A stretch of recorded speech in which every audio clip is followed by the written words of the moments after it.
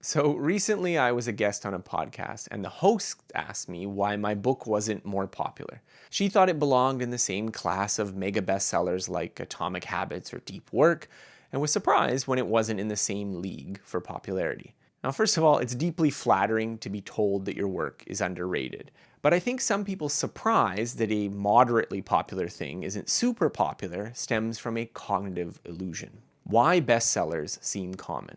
Okay, try to imagine every book you've ever read, seen, or heard about. How many books would that be? Maybe 1,000? It's probably not more than 10,000 unless you're an avid bibliophile or you work in publishing. Now try to guess how many books are actually written. For published books, estimates range from 500,000 to 1 million books are published, including self-published books. That will be closer to 4 million books. The Library of Congress has 32 million catalog books, which is an undercount of every book ever written. So that means every book you've ever heard about, let alone read, makes up less than 0.00003% of all the books that exist. Furthermore, the books you've heard about are not a randomly selected sample. The likelihood that you've heard about a book corresponds fairly closely with its popularity in the general marketplace. The average traditionally published book sells a few thousand copies in its lifetime. In contrast, mega bestsellers sell tens of millions. Thus, the picture that the average reader gets of the market looks a little bit like this, but the reality of publishing is actually this. The handful of people who are ever so kindly thinking I'm underrated are probably thinking of a dozen or so popular books of the same genre. Owing to the biases that I've just mentioned, these examples are disproportionately drawn from the pool of enormously successful books. They notice that my book is somewhat less successful than those elite cohort of books and find it surprising. These people are missing the hundreds of thousands of books that are similar to mine in quality or better that they've never heard of because they aren't bestsellers. Now, this analysis applies to any kind of creative work. We watch famous YouTubers with millions of subscribers and ignore the vast majority who have less than 1,000. We hear about research done by elite scientists from Harvard and MIT, but not work from ordinary academics. Music, movies, journalism, athletics, and countless other fields all suffer from the same distortion.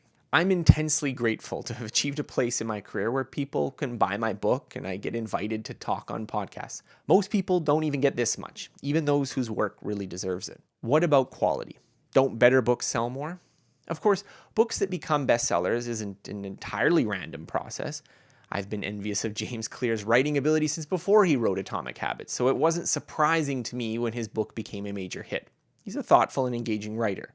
Now, while there are snobs who argue that books' popularity is a sign of low quality, I think this take reflects a particular taste rather than describing a general feature of the mass market. However, even if you try to argue that popularity is perfectly correlated with underlying writing ability, the two scales differ by orders of magnitude.